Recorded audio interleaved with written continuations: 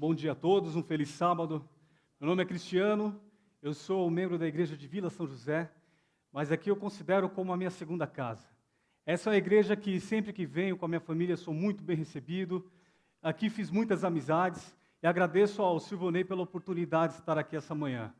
Oro para que essa igreja cresça sempre em espírito e verdade, que toda a liderança seja abençoada e que essa igreja seja um farol nessa comunidade.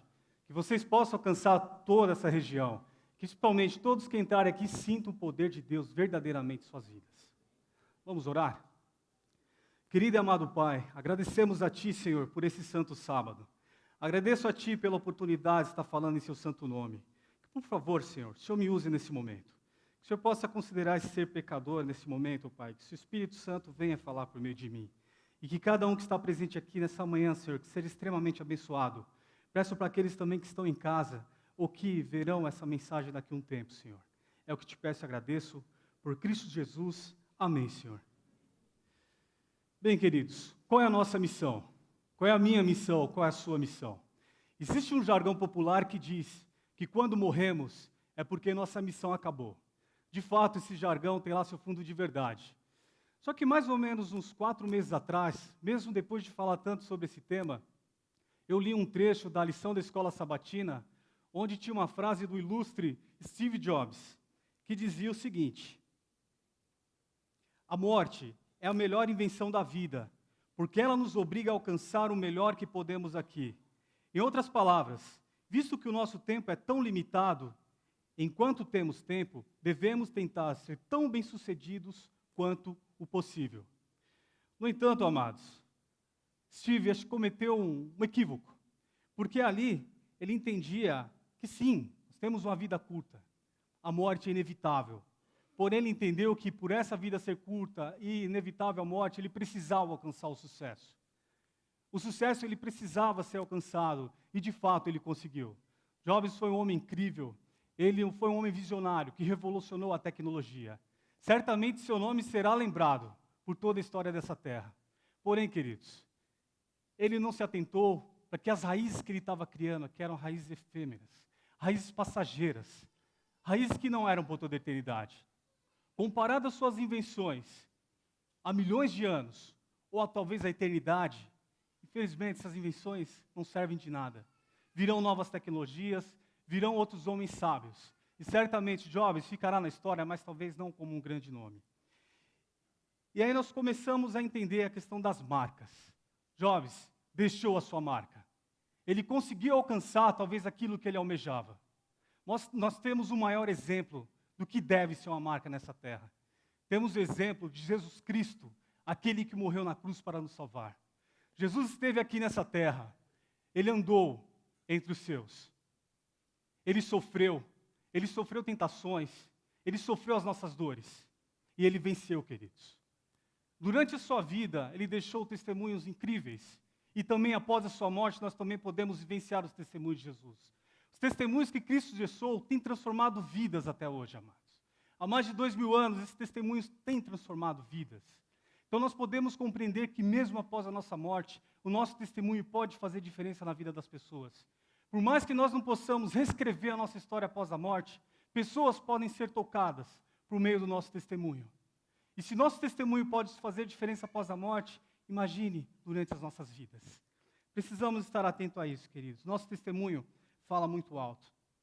Infelizmente, por meio do pecado, veio a morte, veio a dor, a tristeza, perecemos, sofremos. Isso é fato, queridos. E, infelizmente, estamos no momento da nossa sociedade, talvez estamos vivendo igual a Sodoma e Gomorra, ou talvez um pouco pior, não posso afirmar. Mas a grande verdade é que a perda dos valores humanos, a falta de amor, tem entrado em nossos lares, tem entrado em nossas igrejas. E nós vemos a cada dia o amor se esfriando. E com tudo isso, às vezes eu fico refletindo sobre o que é a vida. Pois nascemos, crescemos, evoluímos e morremos. Parece ser um ciclo perfeito. Mas não é, queridos. Não é porque a morte faz parte desse ciclo. A morte não era plano de Deus para nós. A morte, Deus não desejava que nos alcançasse, queridos. Mas isso é um fato ao qual devemos saber como lidar. Nós somos feitos para ser imortais. E como é difícil lidar com a morte? Sim, é difícil. Porque está embutido no nosso DNA o desejo de viver, o desejo de ser feliz. Muitas vezes eu pensei comigo, bom, se eu chegar a 80 anos com saúde, está ótimo, eu posso morrer feliz. Agora eu pergunto para alguém que tem 80 anos e com saúde se quer morrer. Mesmo compreendendo a eternidade, compreendendo que é algo maravilhoso que Deus tem preparado para nós. Por que nós somos tão egoístas? Porque está em nosso DNA o desejo de viver, o desejo de criarmos, de estarmos aqui nessa terra. E se estamos aqui, devemos procurar fazer o melhor, queridos. E pensando na eternidade, como mensurar o que é eternidade? Nossa mente é limitada ao que vemos. Podemos aqui imaginar o que seria uma eternidade. Eu, talvez na minha ignorância, fiquei imaginando, bom, quem é o Cristiano Nunes perante o planeta Terra? Talvez uma formiga, um grão de areia nesse planeta imenso. Agora, queridos, o que é esse planeta Terra perante ao universo, perante as galáxias, que a qual nem conhecemos? É um outro grão de areia, queridos. Então, se esse planeta é um grão de areia em meu universo, o que somos nós em meio a esse universo?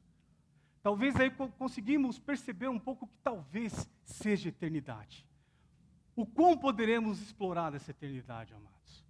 E é nisso que devemos nos apegar. E quando falamos de eternidade, falamos em belezas. Nós estamos num planeta que ainda há beleza. Se nós formos olhar o nosso Brasil, é um país incrível, assim como outros lugares do planeta, amados. E é uma beleza que o homem já tocou, uma beleza onde o homem pecador já colocou a sua mão, queridos. E por o homem ter colocado a sua mão, ele já destruiu boa parte dessa beleza. E mesmo assim, podemos sentir a mão do Criador. Podemos perceber que houve um design inteligente. Não foi fruto do acaso, amados. Isso é fato. Deus criou esse lugar. E se Deus criou essa terra, que o homem pecador já tocou, e ainda vemos beleza, imagine o que Ele tem criado para nós, para a nossa eternidade, queridos. Apocalipse 21 descreve um pouco da Nova Jerusalém.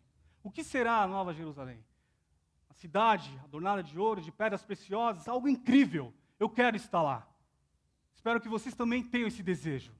Mas, queridos, o que seria a Nova Jerusalém se não estivesse repleta da glória de Deus? Viveremos diante da glória de Deus, da glória de Jesus, aquele que morreu por nós na cruz, amados. É isso que devemos almejar. É isso que devemos buscar a cada dia, queridos. E aí eu pergunto para vocês, agora imagine que de tudo que nós temos escutado dia após dia, de tudo que nós compreendemos, Jesus aparece nos ares para nos buscar. E para a honra e glória de Deus, todos que estão aqui essa manhã, todos que estão nos assistindo de casa, todos serão arrebatados para viver com Cristo por toda a eternidade. Amém por isso. Porém, ao olhar para o lado, você não vê aquele seu vizinho, aquela pessoa que você falava, um dia eu preciso de uma oportunidade para falar desse amor de Cristo Jesus a ele. Talvez aquele seu amigo da faculdade, talvez aquele amigo que veio uma vez aqui na igreja, mas você não falou mais sobre o amor de Cristo por ele. Talvez aquele seu primo, seu familiar, sua mãe, seu pai, a sua esposa, talvez o seu filho, você olha para o lado e ele não está ao seu lado. Para seguir aos braços de Cristo Jesus, amados. Que sentimento será que teremos nesse momento? Eu não posso afirmar que teremos um sentimento de tristeza, porque como haver tristeza ao lado de Cristo Jesus? Mas talvez, se isso ocorrer, haverá um sentimento de, poxa, poderíamos ter feito um pouco mais. Poderíamos ter nos dedicado mais. Então, queridos, precisamos estar atentos a isso. Para que nós possamos ouvir aquela voz escrita em Mateus 25:34. Venham benditos do meu Pai, recebam como herança o reino que foi preparado para vocês desde a criação do mundo. Porém, queridos, existe um outro cenário. Um cenário um pouco triste, descrito em Lucas 13:27. Talvez naquele grande momento você olha aos céus e abre um sorriso e fala, amém, Jesus Cristo está voltando, aquele eu tanto aguardei. Porém, você escuta aquela voz, não vos conheço, tampouco sei de onde sois. Retirai-vos para longe de mim, vós todos que vivei a praticar o mal. Queridos, eu não quero escutar essa voz. Eu não quero que os meus amigos, os meus familiares escutem essa voz, queridos. Por isso, nós temos uma missão a ser cumprida, amados. E aí é que entramos na história. Aí que começamos a cumprir o que Jesus ordenou aos seus discípulos. Lá em Marcos, capítulo 16, versículo 15, onde ele falou, ide por todo o mundo e pregai o evangelho a toda a criatura. Às vezes eu fico imaginando quando Jesus deu essa ordem aos seus discípulos, talvez um ou outro, todos falam, mas como? Como eu vou levar esse evangelho a todos? Eu estou limitado à minha cidade, ao meu estado, ao meu bairro, ao meu país. Como eu vou atravessar um continente? É fato que sabemos que essa mensagem foi disseminada. E o mais interessante de tudo isso, queridos, é que hoje nós podemos observar, talvez na história desse planeta, nunca houve um momento tão propício para a pregação do evangelho. Isso se dá pelo fato de tantas tragédias, tantas pessoas com vazio dentro de si, a depressão que vem afetando milhares de pessoas, tantos lares, a liberdade religiosa que ainda temos de falar, de estarmos aqui reunidos, ou até mesmo pela moda de ser cristão. Me lembro quando adolescente, quando jovem, eu tinha lá um preconceito sobre os evangélicos, sobre os cristãos. Era um povo diferente, um povo talvez estranho. E hoje eu compreendo, queridos, se você quiser ser um cristão genuíno, um cristão verdadeiro, você precisa ser diferente. Se você não for diferente, você é igual à multidão. Se você for igual à multidão, é porque tem algo errado. Em toda a história espiritual dessa terra, a multidão, amados, nunca esteve com a razão. A multidão sempre esteve errada. Sempre a minoria esteve com a razão. Então precisamos tomar cuidado, nós não podemos ser igual a todos. Nós precisamos sim ser um povo diferente. E hoje eu compreendo um pouco disso, amados. E eu vejo que no contraponto de tudo isso, nós temos a facilidade da pregação do Evangelho. Os discípulos de Jesus não tinham lá internet, não tinha CD, não tinha DVD, não tinha livro. Hoje nós temos esses materiais. Devemos usar, devemos aproveitar, não devemos menosprezar. Essa igreja é uma igreja que eu sei que trabalha. É uma igreja que procura fazer ações para alcançar as pessoas. Tem um material que eu conheci há mais ou menos 10 anos atrás, que até hoje ele vem transformando a vida de pessoas. Não material, mas o que esse material ensina, queridos. Que é um DVD do pastor Luiz Gonçalves, chamado O Grande Conflito. Esse DVD eu tive o prazer de estar com ele, eu e minha esposa, em Santa Catarina, mais ou menos uns 3 anos atrás, onde a Associação Sul-Catarinense decidiu fazer um trabalho com esse DVD. Eles fizeram a distribuição em massa desse DVD lá em Santa Catarina, e todos os DVDs eram marcados com telefone, e-mail, para que as pessoas que recebessem, tivessem interesse, entrassem em contato. E foi o que aconteceu, queridos. Resumindo uma história linda. No sábado à noite, nós nos reunimos num restaurante, onde todos aqueles que receberam o DVD e alguns entraram em contato para conhecer mais sobre a igreja, conhecer mais sobre aquele material, ou até mesmo conhecer o pastor Luiz, nós nos reunimos no sábado à noite, às 20 horas, um dia frio, chuvoso, tinham mais de 400 pessoas não adventistas que receberam essa mensagem e aceitaram aprender mais sobre a palavra de Deus. Então, queridos, o que isso demonstra? Que muitas vezes as pessoas não tomam decisões em estudar a palavra, ou até mesmo decisões para a vida eterna, porque nós nos calamos. Muitas vezes somos egoístas, ficamos esperando aquela oportunidade que parece que nunca chega, quando na verdade nós devemos fazer essa oportunidade. E com isso nós acabamos nos distanciando também de Deus. Porque Deus quer que nós façamos o trabalho dele. Se estivermos fazendo o trabalho dele, queridos, estaremos em comunhão com ele. E não há o que temer, queridos. E eu falo isso com propriedade, porque eu sou fruto de um trabalho parecido como esse. Quero só antes ressaltar um ponto. Dentro desses meios de comunicação, um dos que eu escolhi foi a internet. Eu faço parte de um ministério chamado A Voz que Vem do Alto. É um site que nós temos na internet, e lá nosso único objetivo é cumprir a missão que Jesus nos deu, de ir e pregar o evangelho por toda a terra.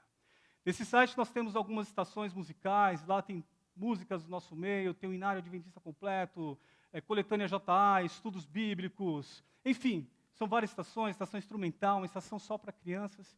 E o que eu quero destacar é que é um trabalho, vocês devem saber, a internet tem um potencial fantástico.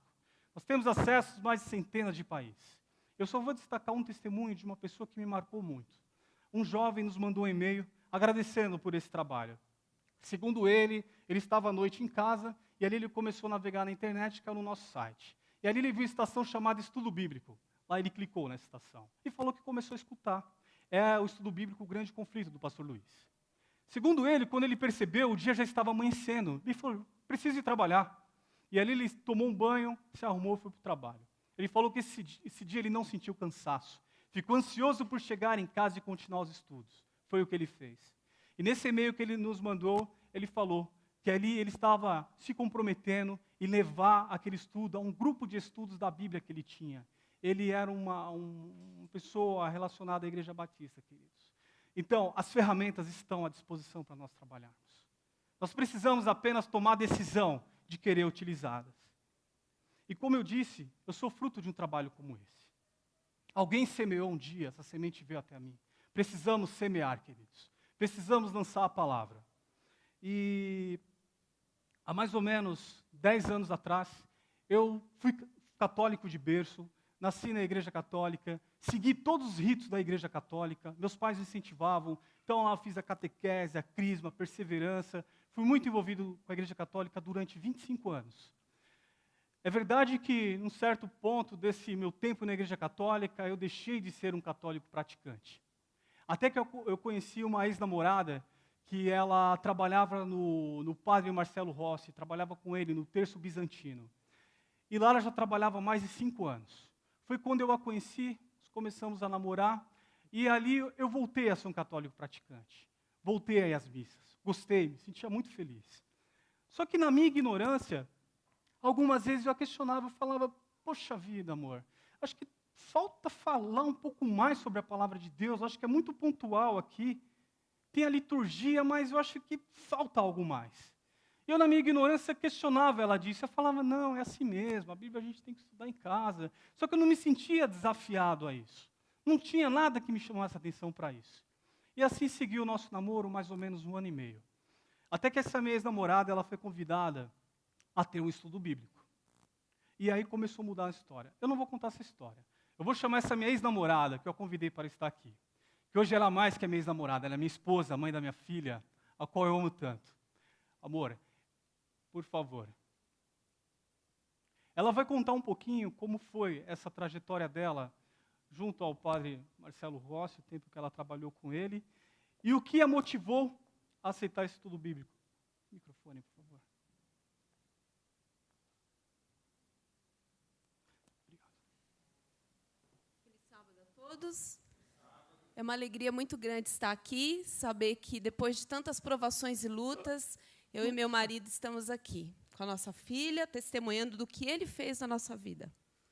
Bom, na verdade, eu era muito praticante, eu fui convidada a trabalhar no Santuário do Terço Bizantino, e eu trabalhei lá por quase 6 anos, fui muito feliz durante o tempo que trabalhei, porém, tinha ainda um vazio dentro do meu coração. Eu almejava estudar a palavra de Deus, só que, por comodismo, a gente acabava aceitando os rituais que tinham na Igreja Católica, que Bíblia se estudava em casa, né? Então, a gente ficava repleto de emoção naquele santuário do Terço Bizantino, enfim. E o tempo foi passando, e eu fiz muitos amigos ali.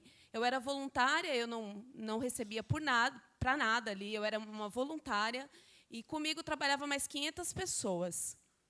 Nosso grupo era de mais ou menos 550 pessoas, os voluntários do santuário. Foi quando me despertou aquele sentimento de estudar a palavra de Deus. Só que aí eu não tinha quem pudesse me ensinar. Porque quando eu abria a Bíblia, eu não compreendia nada. Eu compreendia os evangelhos, né?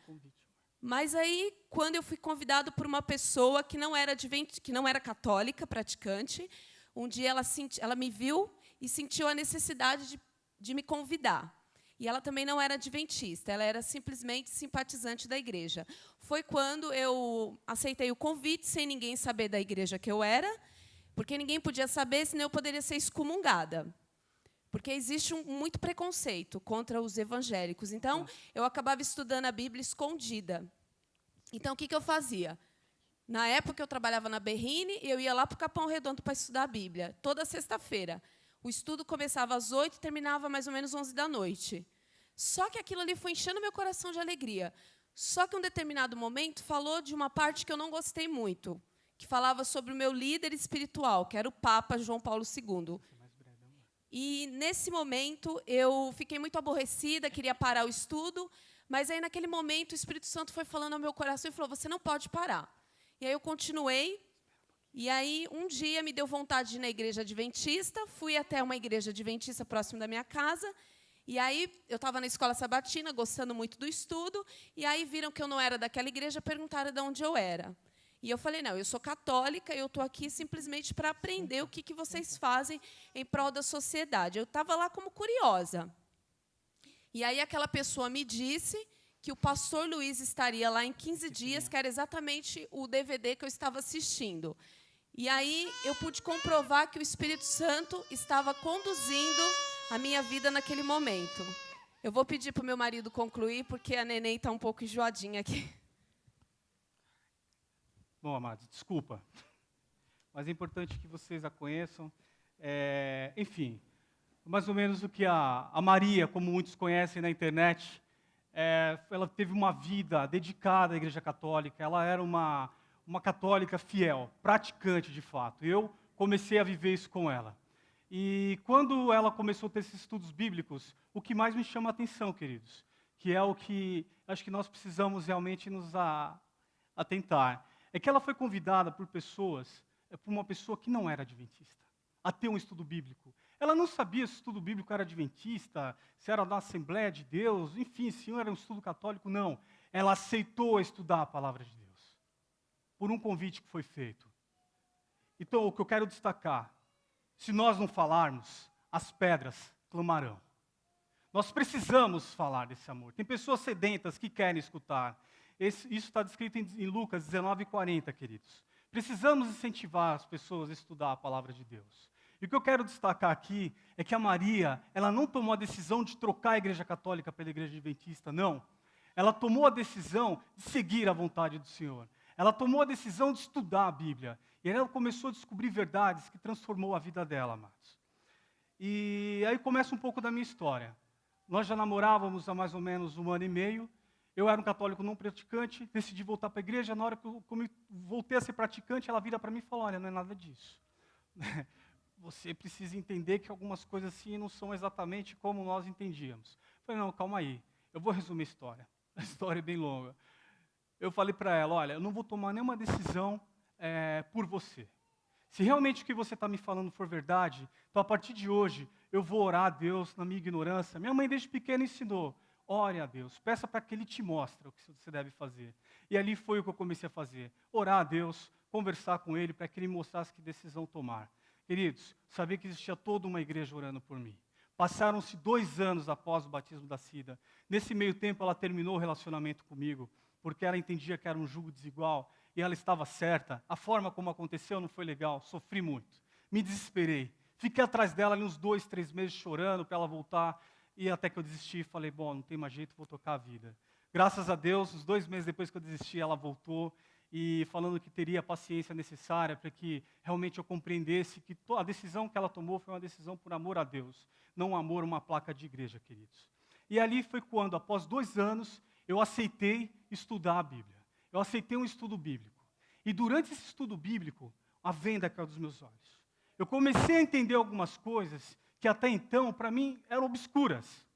E de todas essas coisas, eu vou destacar 2 pontos devido ao tempo. Primeiro, queridos, quero mostrar para vocês aqui uma relíquia. Cuidado com a relíquia. Isso daqui, amados, é uma parte de um livro da catequese, que foi usado pelos meus familiares. E quando eu comecei a estudar a Bíblia, eu me lembrei desse livrinho, que quando eu era adolescente, eu usava ele. Aqui estão descritos os 10 mandamentos, segundo a Igreja Católica. Quando eu comecei a estudar os 10 mandamentos lá em Êxodo 20, eu comecei a perceber que haviam diferenças. Eu falei, mas como assim? Não é possível. Sempre entendi que os 10 mandamentos daqui são os mesmos mandamentos que estão aqui. Só que eu me lembrei que quando nós íamos estudar os 10 mandamentos, esse livro ele era deixado de lado. E quem assumiu o papel era esse daqui. Foi ali que eu comecei a entender que, de fato, haviam coisas erradas. Se há algum católico aqui, eu quero te falar com todo respeito. Aqui eu não estou criticando uma igreja católica. Você que está assistindo em casa, que talvez vai assistir daqui a um tempo. O que eu estou te falando é uma verdade que eu vivi. Após 25 anos na igreja, eu fui descobrir que o que está aqui foi escrito por homens. E o que está aqui foi escrito por Deus. O que está aqui foi inspirado por Deus. O que está aqui foi inspirado por homens. E ali eu precisava tomar uma decisão. Seguir a Deus ou seguir aos homens? Eu decidi seguir a Deus, para a honra e glória do Senhor. E, queridos, outras e outras coisas eu fui descobrindo. Eu fui descobrindo que nesses mandamentos haviam outras coisas que eu compreendi errado, amados. Então a decisão precisava ser tomada. E ali eu tinha as minhas lutas. Eu bebia, eu tinha meus vícios, gostava de balada. E ali eu compreendi que a verdade que está nessa palavra, na Bíblia, ela leva a tomar decisões. Ela leva a ter mudanças de vida. Como eu falei no início, se nós queremos ser cristãos verdadeiros, nós devemos seguir os conselhos que estão na palavra do Senhor. E que para isso é necessário mudança de vida. Chegou um momento do estudo bíblico que eu já compreendia muitas coisas, mas eu não aceitava. Até que um dia, eu me lembro que eu orei, dormi, e quando eu acordei, eu vi um clarão na minha frente. Eu entendi que Jesus irá voltar. Eu entendi que eu não quero ficar nessa terra. Eu entendi que o sacrifício que Ele fez por mim na cruz valeu a pena. E que eu não poderia mais me prender a as raízes desse mundo, amados. Eu entendi que eu precisava criar raízes eternas, não raízes efêmeras. E foi quando eu tomei a decisão ao batismo, queridos. E mais uma vez, eu quero destacar. A igreja, por sua vez, igreja romana, alguns dizem que pela tradição, ela teve o poder de alterar os 10 mandamentos. Se ela tivesse o poder de alterar, queridos, ela teria alterado aqui, nesse livro. Sabe por que não foi alterado aqui? Porque em Mateus 5,18 está escrito o seguinte: porque em verdade vos digo que até que o céu e a terra passem, nenhum jota ou tio jamais passará da lei, sem que tudo seja cumprido. Deus é poderoso, Deus é fiel, amados. Eu não estou criticando a Igreja Católica, apenas quero deixar claro que o incentivo para o estudo, precisamos estudar toda essa palavra, o Antigo Testamento, o Novo Testamento, em especial os livros de Daniel e Apocalipse, que aí vocês passarão a entender o passado, o presente e o futuro. É nisso que precisamos dedicar. Apocalipse 1,3 diz o seguinte: bem-aventurado aquele que lê, os que ouvem as palavras dessa profecia e que guardam as coisas que nela estão escritas, porque o tempo está próximo, queridos. O tempo está próximo. Precisamos tomar decisões. Precisamos decidir cumprir a missão que Jesus nos designou. Esse nosso testemunho, a Cida, a minha esposa e eu, a Cida, Maria, muitos conhecem ela como Maria da internet, que eu vou falar agora, nós tivemos a oportunidade de estar na Igreja Central de Curitiba há mais ou menos 2 anos atrás. E ali foi gravado o nosso testemunho, curtinho, mais ou menos 12 minutos. Eu vou contar rapidinho. E ali, esse testemunho ficou armazenado lá na sala de mídia, de áudio e vídeo. Até que um rapaz chegou lá e falou: calma aí, pastor Luiz Gonçalves, ele esteve aqui, não é possível. Eu estou sempre aqui na igreja, nunca vi o pastor Luiz aqui. Aí o rapaz do áudio e vídeo lá falou: sim, ele esteve aqui. Não é possível. É possível, leva o DVD e assiste em casa. Ele é um adventista de berço, esse homem. E ele levou esse DVD para casa. Segundo ele começou a assistir a programação e se identificou com o nosso testemunho. Ali ele teve uma ideia. Ele teve a ideia de editar esse testemunho e jogar no YouTube. Ele não fazia a mínima ideia de como fazer isso. Ele sabia que era possível. Ele estudou, pesquisou, pegou o nosso testemunho e jogou no YouTube. Segundo ele, hoje meu amigo Gilmar Batista, se estiver me assistindo, um forte abraço. Era para ele estar aqui, mas não deu certo, ele mora em Curitiba. Segundo ele, a intenção dele era falar: bom, vamos ver se alguém assiste, né? Eu achei o testemunho interessante. E ali ele imaginava um alvo, 50 acessos. Enfim, bateram 50, 5, 10 mil, 15 mil acessos. Quando esse vídeo bateu 15 mil acessos, foi quando eu tive conhecimento. E quando eu tive conhecimento, busquei contato com o Gilmar. Encontrei ele, tive o prazer de receber ele na minha casa. E ali eu questionei ele: Gilmar, o que te motivou a colocar esse vídeo na internet? Ele falou: Cristiano, a história é um pouco mais longa. Segundo ele, mais ou menos em maio do ano passado, ele, como adventista de berço, ele sentia que ele estava morto espiritualmente. Espiritualmente, segundo ele, estava morto. Ele também tinha um problema familiar. E ali ele se ajoelhou e pediu para que o Senhor transformasse a vida dele. Para que o Senhor tornasse ele útil na obra. Para que realmente ele pudesse fazer algo diferente para as pessoas. Isso foi em maio. Em agosto ele achou esse DVD, postou na internet. Palavras de Gilmar Batista. Se for mentira, depois você fala, Gilmar. Ele falou que a vida dele foi transformada por meio desse trabalho. Atualmente, esse vídeo já está com mais de 128 mil acessos. E o interessante desse número de acessos não é simplesmente o número, mas sim as pessoas que comentam nesse vídeo. São mais de 3 mil comentários de pessoas indignadas por a Maria ter tomado a decisão de ter saído da igreja católica e vir para a igreja adventista, que eu falo, ela não saiu da igreja católica para vir para a igreja adventista. Ela decidiu seguir o que está nesse livro, amados. Essa foi a decisão dela. Alguns elogios que nós temos lá, que nós somos hereges, que nós seguimos a religião da besta, enfim. E qual o trabalho que o Gilmar faz? Para cada comentário que é feito, ele incentiva essas pessoas a estudarem a Bíblia. Gilmar falou que a vida dele hoje foi transformada. Ele é um cristão que atua, que ele se sente importante para Deus, e ele não parou por aí. Como ele viaja muito, ele percebeu, na conversa com os caminhoneiros, que os caminhoneiros não vão à igreja, os caminhoneiros não têm um contato mais próximo com Deus. E pesquisando com alguns caminhoneiros, falou, amigo, eu mal fico em casa, quando eu fico em casa, você acha que vou ter tempo de ir para a igreja, de estudar a Bíblia? Eu não tenho. Então o Gilmar teve a ideia de criar esse projeto, Bíblia no Asfalto. Esse projeto foi abraçado pela Igreja Central de Curitiba. Aqui ele compilou 15 parábolas de Jesus. Cada parábola tem mais ou menos aí 15 minutos, e elas foram narradas pelo Dr. Mauro Braga, membro da Igreja do Brooklyn. E ele tem distribuído esse material nos faróis, nas viagens que ele faz, enfim, queridos. Então, se você, de repente, hoje está triste, está desmotivado, clame a Deus para que Ele mude sua vida. Peça para que Ele te dê ânimo para fazer um trabalho que faça diferença na vida das pessoas, queridos. É isso que devemos buscar. Devemos, amados, ser como as crianças. Esse é o Gilmar Batista, grande amigo. Devemos ser como as crianças. Devemos ter a pureza das crianças. Precisamos pregar um evangelho genuíno, um evangelho simples. Não precisamos ficar preocupados em fazer coisas mirabolantes. Jesus, de modo simples, conquistou milhares de pessoas e conquista até hoje. Da mesma forma, nós podemos alcançar isso. Eu quero compartilhar com vocês um testemunho da Andressa. Esse testemunho, queridos, mexeu com a minha vida. Talvez vocês já conheçam, é um testemunho já de um bom tempo da nossa igreja.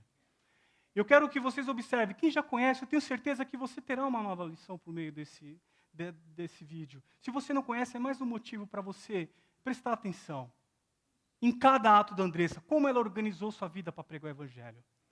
Por favor, peço que coloquem o vídeo.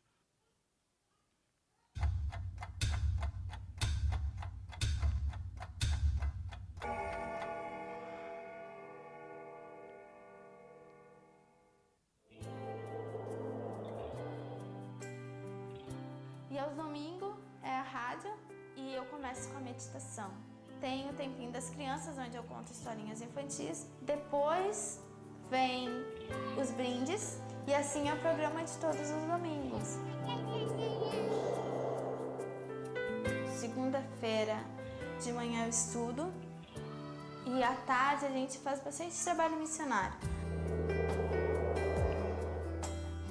Terça-feira eu visito o asilo e lá a gente canta, a gente ora, a gente brinca. Tem algumas pessoas até que são sozinhas, assim, sabe, que se abrem bastante com a gente. Eu já levei o CD da social, a gente já pulou, a gente já brincou lá dentro. E a catequese. O Frei conhecia o trabalho que eu fazia aqui em casa, do pequeno grupo, perguntou se eu tinha como ser professora da catequese. Aí eu perguntei para o pastor e o pastor disse que eu podia. Então eu fui lá no Frei e avisei que eu poderia, mas eu iria ensinar o que eu sabia. E aí então eu fui. Quarta-feira a gente se reúne na minha casa para fazer a cooperativa. A gente faz telha, decupagem, a gente faz biscuit, vidros, a gente faz porta-retrato de EVA, a gente faz imãs de geladeira, várias coisas de artesanato, porque as famílias que trabalham na cooperativa são famílias bem carentes. Quinta-feira eu faço meu pequeno grupo à tarde.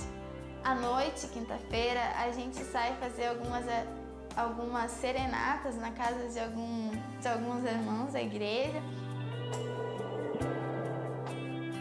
Sexta-feira eu montei um grupo de oração intercessória. Então cada criança pega esse pedido de oração que vem de várias igrejas e ora por este nome que pegou no papelzinho. As crianças que recebem esse papelzinho, elas oram e elas fazem muito pedido de oração. Essa oração intercessória é bem interessante porque muitos pedidos já foram respondidos através das nossas orações, né? Porque a oração tem poder.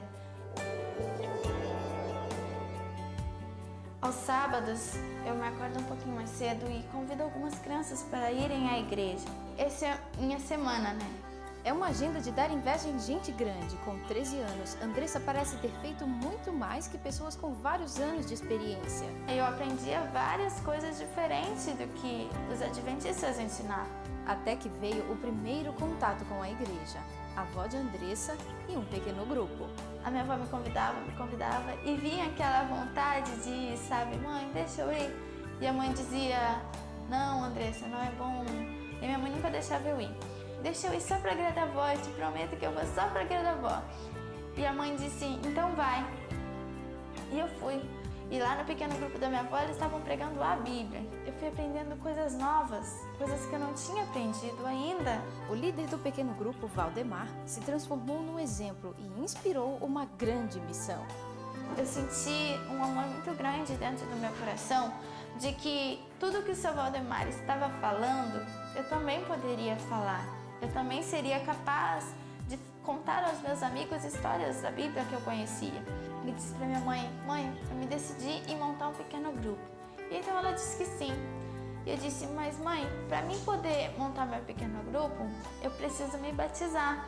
E eu sentia que para mim me batizar já era tarde demais. Bom, já que tu tá insistindo, então pede pro teu pai. Senti aquele friozinho na barriga, sabe? Porque meu pai, ele nunca foi adventista. Pai, eu preciso montar meu pequeno grupo. Mas para isso, eu preciso me batizar. Preciso me entregar a Jesus para que as crianças que eu vou contar sobre Jesus possam seguir o meu exemplo também. E aí então, o pai disse que sim.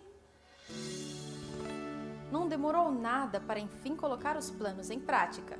No sábado da mesma semana, eu me batizei, na outra quinta eu montei meu pequeno grupo. A primeira pessoa que eu fui foi no Robert. Eu disse assim, Robert, tu vai ser muito importante para o pequeno grupo, Robert. Um fazia chamada, outro era diácono, outro era recepcionista, outro era diaconisa, outro entregava a folhinha do tema. Só que cada um que tinha seu cargo tinha que levar 2 amiguinhos. Então o número de crianças foi aumentando. De 10 foi para 20, 25 e hoje se encontram as 45 crianças. Os resultados apareceram. Muitas crianças saíram do meu pequeno grupo para montarem outros pequenos grupos. 17 crianças e 3 pais se batizaram. Novas vidas, novos exemplos e novos conceitos. Quanta diferença um pequeno grupo pode fazer. O interessante é que, através do meu pequeno grupo, deu para fazer todos esses trabalhos missionários. E não para por aí. Eu já preguei em Parobé, em Esteio, já preguei agora em Gravataí, Monte Belo, em São Paulo, que foi o lugar mais longe que a gente já foi, em Aceguá, no Uruguai, na Central aqui de Pelotas, na Central de Porto Alegre, em Sarandi, na Costa Silva, na Igreja Americana. Muitos outros lugares já ouviram a mensagem de Deus através da Andressa. Com uma agenda tão cheia, poderia não sobrar tempo para aquilo que toda criança gosta de fazer: brincar, aproveitar a infância. Eu sou uma criança normal, porque eu estudo, eu brinco quando dá tempo, curto os meus pais, curto as minhas irmãs. Jesus nos dá 24 horas. Se tirarmos 1 hora para fazer um trabalho missionário, entregar um folheto, entregar um curso bíblico, porque Jesus está voltando, Ele está mostrando sinais, profecias, isso tudo já está se cumprindo. Se não fazermos a nossa parte agora, se quiser fazer amanhã, talvez não dê tempo.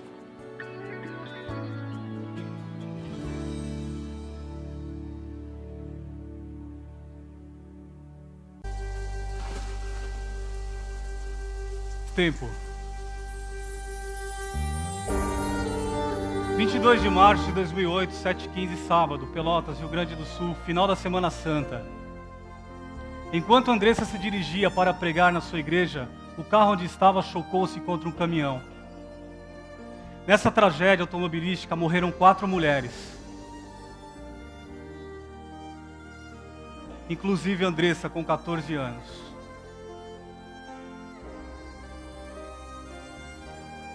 No pouco que viveu, fez muito.